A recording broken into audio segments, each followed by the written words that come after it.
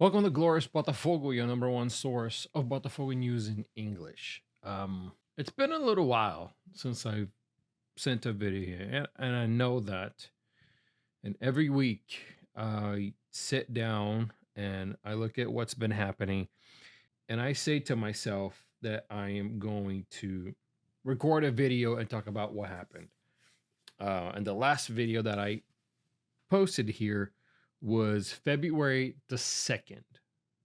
18 days ago. Since then, when Botafogo lost to Flamengo in the Super Cup final, Botafogo played Nova Iguaçu, won 1-0.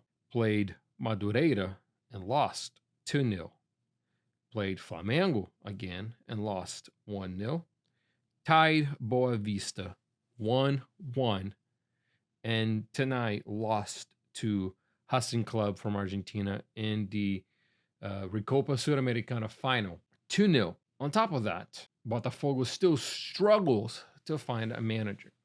A team that won the Libertadores, won the Brasileirão, it's going to play the World Cup of Clubs this year in the United States. And somehow, 47 days after the departure of Arthur Jorge, the club still doesn't have a manager. The club still doesn't have a manager. I can't really comprehend. It seems like, and I'm sorry, John, if you're watching this. I don't know if you ever gonna watch a video, but if you are, it seems like the club has just been left to fend for itself, and there is no leadership in this club right now. Where is Tairo Arruda? When Botafogo was winning and doing so great and so well, and receiving all the trophies and receiving all the accolades and receiving all the merit, Tairo was there.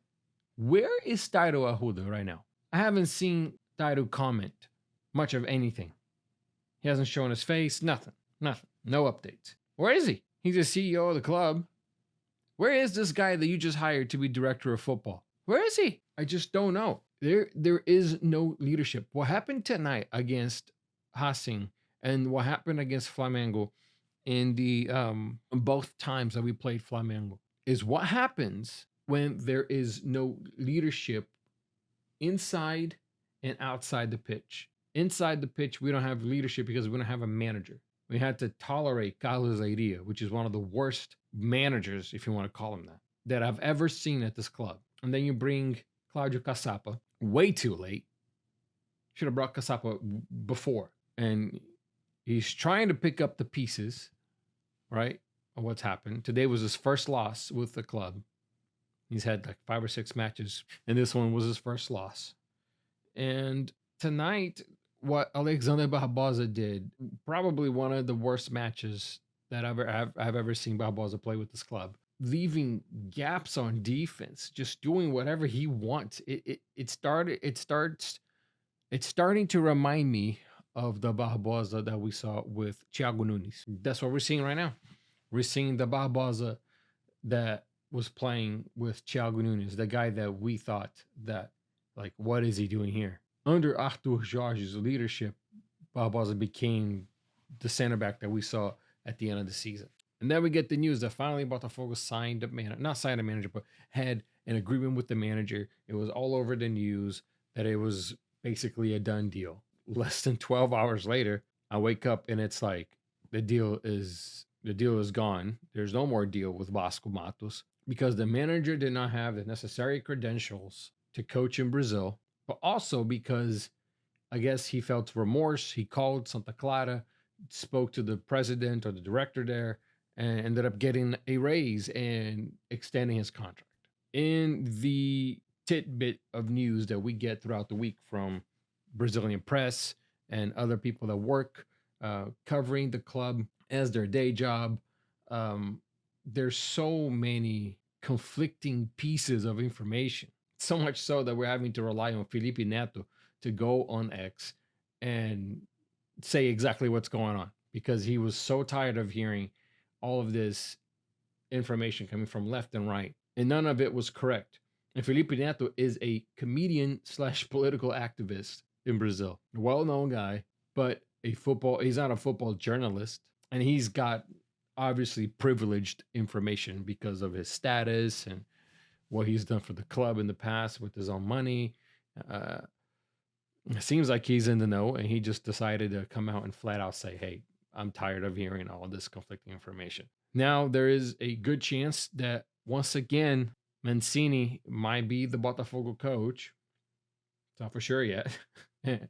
Unless it's announced by the club and he's giving the press conference, I'm not going to believe it. Mancini would be a great name. He's a successful coach.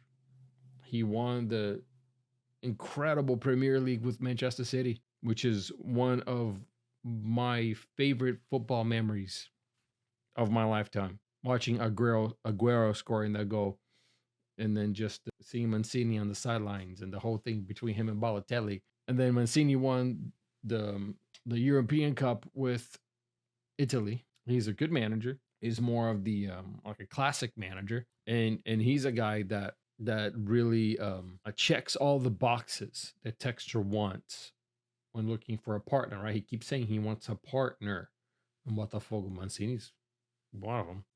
And he's got the personality. He's got the profile to be this guy.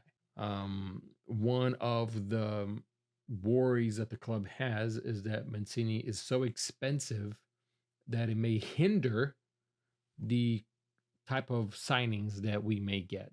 Texture is looking for a manager that's affordable, that's like an up and coming, kind of hungry for results, like Arthur Jorge, and or a name that hasn't really been able to consolidate. A manager hasn't been able to consolidate himself, maybe due to a lack of funds or lack of players, but has good ideas and good sense of football knowledge. But now it seems like we're moving kind of the opposite way. We're going to a guy that's already won a lot of stuff, a guy that would for sure be that leadership that we're looking for. However, are we going to provide him with the pieces that he needs to, deliver successful seasons and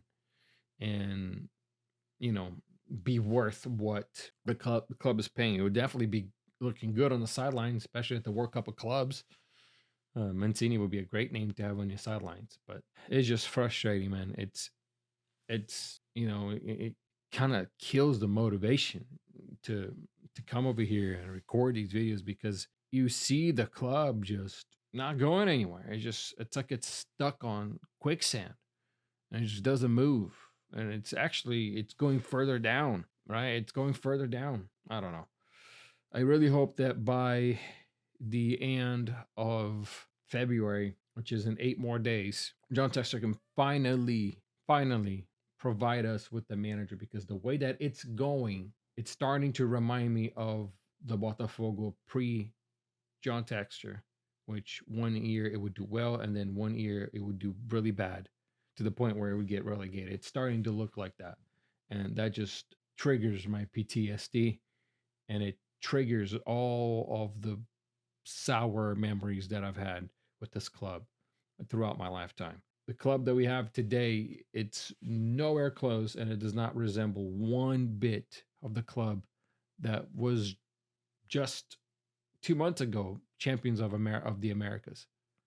So where is that club? A lot of the starters are the same. Of course, we're missing a couple that really made a difference, but the rest of the squad is the same. So leadership matters, and I hope it's taken care of by the end of this month.